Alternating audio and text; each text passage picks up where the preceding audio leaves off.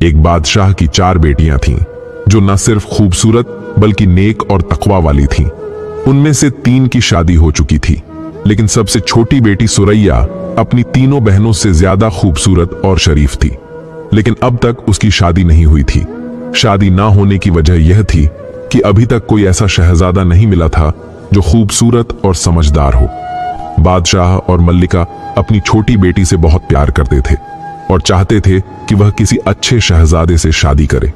एक दिन शहजादी अपनी सहेलियां के साथ खेलते खेलते शाही महल के करीब एक दरिया के पास पहुंच गई। सहेलियों ने जब देखा कि पानी बहुत अच्छा और साफ है तो उन्हें ख्वाहिश हुई कि वह उसमें नहाए और उन्होंने शहजादी को भी राजी कर लिया। शहजादी ने अपनी सहेलियों की बात मान ली और वह सब उस दरिया में नहाने लगी। उसके बाद शहजादी के कुछ बाल दरिया में गिर गए और फिर वह सब वापस महल में आ गई। उसके बाल बहते हुए दूसरे बादशाह की सल्तनत की तरफ पहुंच गए और एक चट्टान पर रुक गए। उस जंगल में बादशाह का बेटा शिकार के लिए आया हुआ था और उसके दोस्त पानी पीने के लिए दरिया के करीब आए थे। एक दोस्त ने चमकते हुए सोने के बाल देखे और फौरन उन्हें उठाकर शहजादे के पास लेकर आए। शहजादा उन बालों को देखकर हैरान रह गया और उन्हें अपने कमरे में ले गया। मल्लिका ने उसे खाना दिया, लेकिन वह नहीं खाया और खाने से इनकार कर दिया। वह खामोश रहा। लेकिन जब अगले दिन सुबह चाय भी न ली तो मल्लिका परेशान हो गई और बादशाह से कहा कि शहजादा कुछ खामोश खामोश सा लग रहा है और जब से शिकार से वापस आया है कुछ नहीं खाया। बादशाह ने वजीर के लड़के को बुलाया और कहा, तुम शहजादे से उसकी नाराजगी की वजह मालूम करो। वजीर का लड़का शहजादे के पास गया और पूछा, आखिर तुमने कल से खाना क्यों नहीं खाया है? तुम इतने खामोश क्यों हो? शहजादा पहले तो बचने की कोशिश करता रहा, लेकिन वजीर के बेटे के बार बार सवाल करने पर शहजादे ने कहा, मैं उस लड़की से मिलना चाहता हूं जिसके सोने के बाल हैं। उस लड़के ने कहा, यह तो कोई बड़ी बात नहीं है, मैं अभी बादशाह से इजाजत लेकर आता हूं। फिर वह बादशाह के पास गया और कहा, कल जब हम शिकार से वापस आ रहे थे और दरिया के किनारे पानी पीने गए तो वहां हमें यह सोने के बाल मिले। शहजादा इन बालों वाली लड़की से शादी करना चाहता है। बादशाह ने यह बात सुनकर शहजादे को बुलाया और कहा, तुम खाना खाओ, मैं अपने सिपाही से कहता हूं कि सोने के बाल वाली लड़की को तलाश किया जाए। बादशाह ने बड़े सिपाही को भेजा कि वह फौरन लड़की की तलाश शुरू कर दे। बड़े सिपाही ने हुक्म मिलते ही कुछ सिपाहियों को अलग अलग इलाकों में भेजा, मगर 1 हफ्ते तक सोने के बालों वाली लड़की का कुछ पता न चला। शहजादे को जब मालूम हुआ तो बीमार पड़ गया। बादशाह शहजादे की बीमारी से परेशान हो गया और ऐलान कर दिया कि जो कोई भी सोने के बालों वाली लड़की का पता बताएगा तो उसे बहुत इनाम दिया जाएगा। इनाम की लालच में बहुत से लोग तलाश शुरू कर दिए, मगर लड़की के बारे में कुछ पता न मिला सका और शहजादे की हालत खराब होती गई। आखिरकार बादशाह ने वजीर से कहा, अगर 1 महीने में सोने के बालों वाली लड़की का पता न चला तो मैं तुम्हें सजा दूंगा। वजीर के लड़के ने यह सुना तो अपने घर आकर कहा कि मुझे यकीन है कि मैं सोने के बालों वाली लड़की का पता खुद लगा लूंगा। आखिरकार वजीर का लड़का एक चूड़ियां बेचने वाले आदमी के जैसा बनकर दरिया के किनारे चलना कर जहां भी कोई गांव आता वहां तट चूड़ियां बेचता और चूड़ियां ले लो की आवाजें लगाता। गांव की लड़कियां जब यह आवाजें सुनती तो बाहर आ जाती। वजीर का लड़का हर लड़की के बाल भी देखता। 27 दिन गुजर गए, मगर उसके बारे में अब तक कुछ मालूम ना हो सका। वह परेशान हो गया कि अब मैं मार डाला जाऊंगा। वह जल्दी जल्दी सफर करता रहा और आखिरकार शहजादी सुरैया के शहर पहुंच गया। वहां भी चूड़ियां बेचता रहा, लेकिन किसी को भी सोने के बालों वाली लड़की का पता ना मिला। जब वह चूड़ियां बेचता तो हर लड़की से यही सवाल करता, हमारे मुल्क में एक लड़की है जिसके सोने के बाल हैं, क्या तुम्हारे यहां भी ऐसी लड़की है? लड़कियां जवाब देती कि मैं इस बारे में कुछ भी नहीं जानती हूं। 28 दिन बाद जब महीने के खत्म होने में सिर्फ 3 दिन बाकी थे, वजीर के लड़के को खजांची की बेटी ने चूड़ियां खरीदने के लिए आवाज लगाई तो वह आया। जब वह उस लड़की को चूड़ी पहना रहा था तो उसने उससे भी वही सवाल किया जो वह अक्सर लड़कियों से पूछता था। वह सवाल यह है कि हमारे मुल्क में एक लड़की के सोने के बाल हैं, क्या तुम्हारे यहां भी किसी के सोने के बाल हैं? लड़की ने कहा कि मैं शहजादी सुरैया को जानती हूं और उसके बाल सोने के हैं। वजीर का लड़का यह सुनकर बहुत खुश हुआ, लेकिन उसे परखना चाहा कि यह सच्ची बात है या नहीं। इसलिए उसने कहा, यह गलत है। शहजादी के बाल सुनहरी होंगे, सोने के नहीं हो सकते। तुम गलत कह रही हो।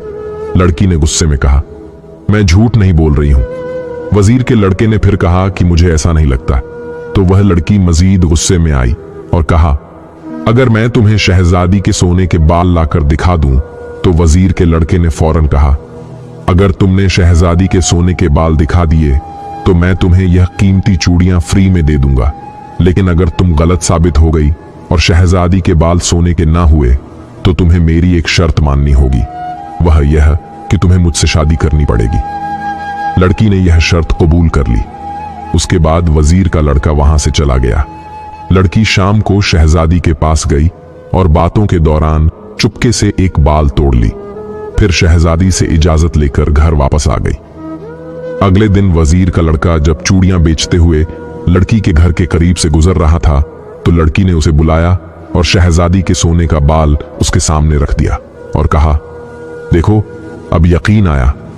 वजीर का लड़का मुस्कुराकर बोला, तुम सच कह रही थी, तुमने शर्त जीत ली। अब ये सब चूड़ियां तुम्हारी हैं। लड़की ने चूड़ियां अपने पास रखी और वजीर का लड़का फौरन वहां से रवाना हो गया। उसने एक घोड़ा खरीदा और अपने मुल्क की तरफ रवाना हो गया, क्योंकि महीने के खत्म होने में सिर्फ एक दिन ही बाकी था और उसका शहर यहां से बहुत दूर था। वजीर का लड़का दिन रात घोड़ा दौड़ाता रहा, लेकिन शहर काफी दूर था। इसलिए महीना खत्म हो गया और बादशाह ने वजीर को बुलाकर पूछा, क्या तुमने सोने के बालों वाली लड़की का पता लगा लिया? वजीर ने कहा, मेरा लड़का खुद उसकी तलाश में गया है। बादशाह गुस्से में आ गया और कहा, महीना पूरा हो चुका है और शहजादा सख्त बीमार है और तुमने अभी तक कुछ नहीं किया, इसलिए आज तुम्हें कत्ल कर दिया जाएगा। वजीर रो रो कर बादशाह को मनाता रहा, लेकिन बादशाह ने गुस्से में कहा कि अब तुम्हारा बचना नामुमकिन है। शाम के 4 बजे एक बड़े मैदान में सब लोग जमा हो गए। वजीर को पकड़कर उसके हाथ को बांधकर बिठा दिया गया। बादशाह ने जल्लाद को हुक्म दिया कि वजीर का सर काट दिया जाए। जल्लाद ने तलवार उठा ही थी कि वजीर के लड़के की आवाज आई, रुको, कत्ल ना करो, मैंने सोने के बालों वाली लड़की का पता लगा लिया है। जल्लाद फौरन रुक गया और वजीर की रस्सियां खोल दी गई। वजीर का लड़का बादशाह के पास आया और कहा, यहां से 300 मील दूर श्रीनगर शहर है। वहां की सबसे छोटी शहजादी सुरैया के बाल सोने के हैं। शहजादा वजीर के लड़के की बातें सुनकर बहुत खुश हुआ और उसका शुक्रिया अदा किया। वजीर ने बादशाह से कहा कि लगता है शहजादा चलने के लिए बिल्कुल तैयार है। अगर अल्लाह ने चाहा तो वह कामयाब लौटेंगे। बादशाह ने तैयारी का हुक्म दिया। उसके बाद एक कासिद को भेज दिया कि वह जाकर खबर पहुंचा दे। बादशाह और सल्तनत के बड़े बड़े लोग शहजादा वजीर के लड़के के साथ शहजादी सुरैया के शहर की तरफ रवाना हुए। यह लोग आराम से सफर करते हुए 15 दिन बाद शहजादी के शहर पहुंचे। कासिद ने आने की इत्तला दे दी थी, इसलिए मुल्क के बादशाह ने बड़ी धूमधाम के साथ उनका इस्तकबाल किया और उनकी खिदमत भी हुई। दूसरे दिन बादशाह ने शहजादी सुरैया से कहा, अब तुम हमें अपनी अपनी शर्त बताओ। शहजादी ने जवाब दिया, आप आज दरबार में लोगों को जमा करें, मैं शहजादे से कुछ सवाल पूछूंगी। उसके बाद शहजादी की सहेलियों कुर्सी पर बैठी और शहजादा तख्त पर बैठा।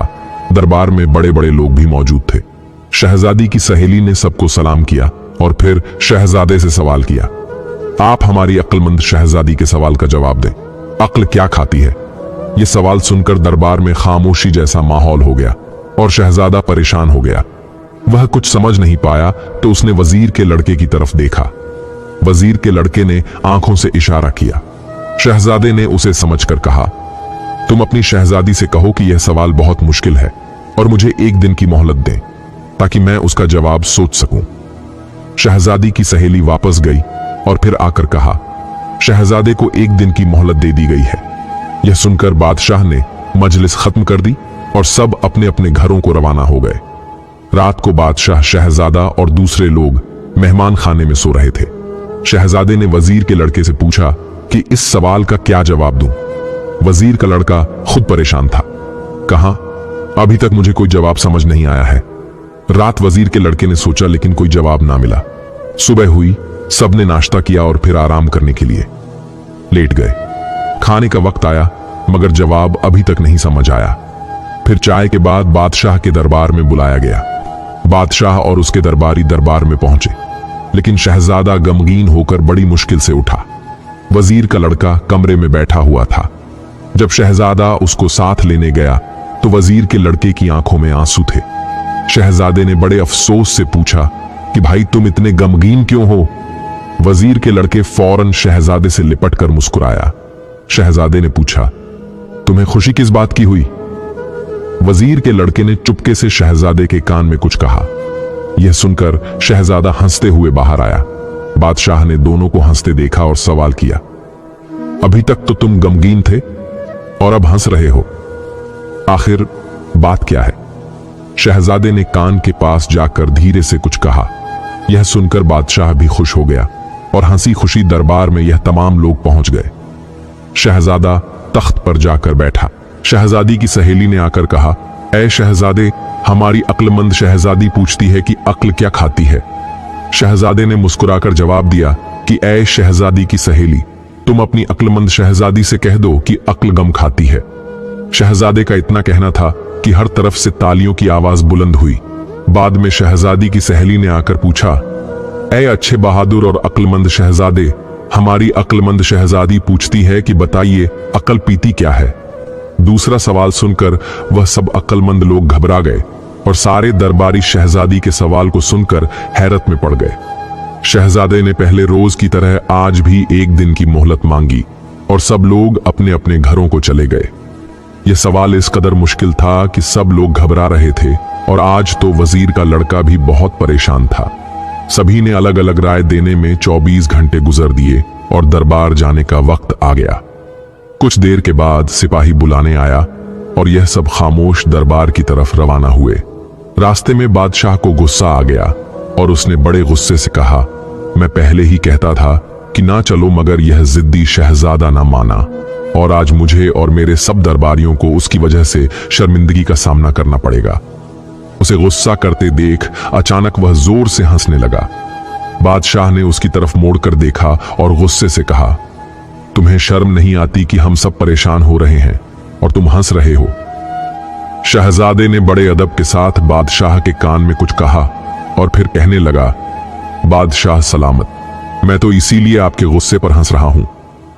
बादशाह उसकी बात सुनकर मुस्कुराने लगा और फिर वजीर के लड़के ने शहजादे को बुलाया और चुपके से उससे कुछ कह दिया। पता नहीं क्या बात कही कि शहजादा भी गैर इख्तियारी तौर पर खूब हंसने लगा। दरबार में पहुंचे तो शहजादी की सहेली ने कल की तरह आकर फिर शहजादे से पूछा, ऐ अक्लमंद शहजादे, हमारी अक्लमंद शहजादी पूछती है अक्ल क्या पीती है। शहजादे ने हंसकर जवाब दिया, ऐ अक्लमंद शहजादी की सहेली, जाओ शहजादी से कह दो कि यह तो बहुत ही आसान सवाल है। इसका जवाब यह है कि अक्ल गुस्सा पीती है। इतना कहना था कि दोनों सल्तनत के लोग खुशी से उछल पड़े और जोर जोर से वाह वाह कहने लगे। थोड़ी ही देर के बाद शहजादी खुद बुर्का ओढ़कर बाहर आई और शहजादे से कहा, आपने मेरे दोनों सवालों के ठीक ठीक जवाब दिया है, लेकिन आप मेरे एक और सवाल का जवाब दें। वह सवाल यह है कि मेरे पिंजरे में एक शेर है, पिंजरा खोले बगैर कैसे बाहर करेंगे? लोगों ने कहा, अब क्या होगा? वजीर के लड़के ने कहा, यह तो मेरी भी समझ नहीं आ रहा है, लेकिन आप फिक्र न करें, मैं सोचूंगा। दूसरे दिन वजीर के लड़के ने फिर चूड़ी वाले का रूप धारण किया और खजांची के मकान पर पहुंचा। लड़की ने उसकी आवाज सुनी तो उसे बुला लिया। वहां पहुंचे तो खजांची की लड़की ने कहा, तुम चूड़ी वाले के भेष में हो, हालांकि तुम शहजादे के कोई साथी मालूम होते हो। पहले भी तुम मुझे धोखा देकर शहजादी का पता लगाकर गए थे, बताओ तुम कौन हो? वजीर के लड़के ने हंसकर कहा, ऐ नेक दिल लड़की, मैं शहजादे का दोस्त हूं और शहजादे के मुल्क के वजीर का लड़का हूं। लड़की ने कहा, अब तक तो तुम्हारा दोस्त शहजादा जीत रहा है, मगर आज वह नहीं जीत सकता। लड़की की यह बातें सुनकर वजीर का लड़का रोने लगा। लड़की ने उसे रोते हुए देखा तो कहा, ऐ वजीर के लड़के, तुम रोते क्यों हो? वजीर के लड़के ने रोते हुए जवाब दिया, मैं तुमसे शादी करना चाहता हूं और मुझसे शहजादे ने वादा किया था कि अगर उसे शहजादी की शादी हो जाएगी तो वह यहाँ के बादशाह से कहकर मेरी शादी तुमसे करा देगा, मगर शहजादा शर्त हार जाएगा और उसकी शादी तुम्हारी शहजादी सुरैया से नहीं होगी। उसका तो मेरी शादी भी तुमसे नहीं हो पाएगी, इसलिए रो रहा हूं लड़की। यह सुनकर पहले तो शर्मा गई, फिर कहा, तुम रो मत, मैं तुम्हें बता देती हूं कि यह शेर किस तरह पिंजरे के अंदर से निकाला जा सकता है। वजीर के लड़के ने हंसकर कहा, बताओ। फिर खजांची की लड़की ने कहा कि इस पिंजरे के अंदर असली शेर नहीं है, बल्कि एक मोम का शेर बिल्कुल असल शेर की तरह बनाकर खड़ा कर दिया गया है और उसको रंग दिया गया है। अगर लोहे को आग पर जलाकर लाल कर ली जाए और उस शेर के पेट में दाखिल कर दिया जाए तो उसका मोम पिघलकर पिंजरे से बाहर आ जाएगा और इस तरह शहजादी की यह शर्त भी पूरी हो जाएगी कि बगैर पिंजरा खोले शेर को बाहर निकाल दिया जाए। यह सुनकर उसने खजांची की लड़की का बहुत बहुत शुक्रिया अदा किया और वहां से फौरन दौड़ता हुआ शहजादे के पास आया और फिर उसे अलग ले जाकर यह सारा किस्सा बताया। शहजादा यह सुनकर बहुत खुश हुआ और फौरन जाकर बादशाह को इस बात की खबर दी। बादशाह ने वजीर के लड़के की अक्लमंदी की बड़ी तारीफ की और कहा कि वह यहाँ के बादशाह से कहकर खजांची की लड़की से उसकी शादी जरूर करवाएगा। शाम को लोग बड़े इत्मीनान से दरबार में पहुंचे और अपनी अपनी जगह पर बैठ गए। थोड़ी ही देर के बाद शहजादी बाहर आई और शहजादे से कहा, आप शर्त पूरी करने के लिए तैयार हैं या वापस जाना चाहते हैं? शहजादे ने हंसकर कहा, ऐ अक्लमंद शहजादी, मैं अकेला वापस नहीं जाना चाहता, बल्कि आपको भी अपने साथ ले जाना चाहता हूं और आपकी शर्त को पूरा करने के लिए तैयार हूं। शहजादी ने हुक्म दिया कि शेर का पिंजरा लाओ। थोड़ी देर के बाद शेर का पिंजरा लाया गया और उस पिंजरे के अंदर एक शेर बंद था और ऐसा मालूम रहा था कि सच में का कोई जिंदा शेर पिंजरे के अंदर खड़ा है। सब दरबारी उसे देखकर बहुत हैरान हुए कि इस जिंदा शेर को शहजादा बगैर पिंजरा खोले किस तरह बाहर निकालेगा। पहले तो शहजादे ने उठकर पिंजरे को अच्छी तरह देखा और फिर शेर को बड़ी देर तक देखता रहा और फिर हुक्म दिया कि एक बड़ा सा लोहा लाया जाए और बहुत आग सुलगा जाए। जब आग सुलगाई गई तो शहजादे ने उस लोहे को आग के अंदर रख दिया। सब लोग शहजादे की इस हरकत पर ताज्जुब करते रहे और उनकी समझ में कुछ भी नहीं आ रहा था कि शहजादा क्या कर रहा है। जब 1 घंटा गुजर गया तो शहजादे ने लोहा उठाकर शेर के पिंजरे के अंदर शेर के पेट में उस लोहा को घोंप दिया। गर्म लोहा जो मोम के शेर पर लगा तो फौरन पिघलने लगा और थोड़ी ही देर के बाद सब मोम बह बहकर पिंजरे के बाहर आ गया। यह देखकर सब लोगों ने खूब शोर मचाया। शहजादे ने कहा, ऐ अकलमंद शहजादी, देखिए, मैंने बगैर पिंजरा खोले इस शेर को बाहर निकाल दिया है। अब आप बताइए, आपकी क्या शर्त है? शहजादी शर्मा कर यह कहती हुई अंदर चली गई। ऐ अक्लमंद शहजादे, आप सभी शर्तें जीत चुके हैं। उसके बाद शहजादे की शादी बड़ी ही धूमधाम के साथ शहजादी से हुई। 4 दिन के बाद शहजादे ने उस मुल्क के बादशाह से कहा कि वजीर के लड़के की शादी इसी मुल्क के खजांची की लड़की से करा दी जाए। इस शादी में शहजादे और बादशाह ने खूब पैसा खर्च किया और शहजादे की शादी से बहुत बेहतर तरीके से वजीर के लड़के की शादी की गई। उसके बाद शहजादा शहजादी सुरैया को और वजीर का लड़का खजांची की लड़की को तमाम दरबारियों के साथ लेकर अपने मुल्क वापस आ गए। यहाँ 15 दिन तक शादी की खुशी में गरीब और लाचार को खूब पैसा बांटा गया। कुछ ही दिन के बाद बादशाह ने अपनी जगह शहजादे को बादशाह बना दिया। शहजादे ने अपने दोस्त वजीर के लड़के को अपना वजीर बना लिया और उसके अब्बा की रकम तय कर दी महीने के हिसाब से, और फिर वह सब लोग खुशी खुशी जिंदगी गुजारने लगे और अपने मां तहत लोगों के लिए खूब काम करने लगे। इस वाकया से हमें यह सबक मिलता है कि जिंदगी में कुछ चीजें बहुत अहम होती हैं, जैसे कि अक्ल, मोहब्बत और इज्जत वगैरह। बाकी आप काफी समझदार हैं, समझ सकते हैं कि एक इंसान की जिंदगी की सबसे अहम चीजें क्या क्या होती हैं, और जो चीजें मैंने बताई हैं वह चीजें इंसान को कामयाब बनाती हैं। प्यारे दोस्तों, मुझे उम्मीद है कि यह वाकया आपको बहुत पसंद आया होगा, इसलिए अपने दोस्तों, साथियों और रिश्तेदारों में शेयर जरूर करें। हमारे चैनल को सब्सक्राइब करके हमारे फैमिली का हिस्सा बन जाएं। शुक्रिया।